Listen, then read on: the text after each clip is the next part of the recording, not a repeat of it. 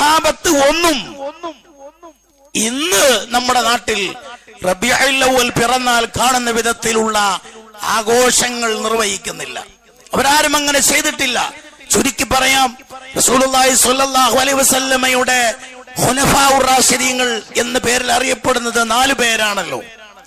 അബൂബക്കർ റളിയല്ലാഹു തആല അൻഹു മുതൽ അലി റളിയല്ലാഹു തആല അൻഹു വരെയുള്ള 4 ഖുലഫാഉർ റാഷിദീങ്ങൾ. അവരുടെ മൊത്തം ഭരണകാലം എന്ന് പറയുന്നത് 30 വർഷമാണ്.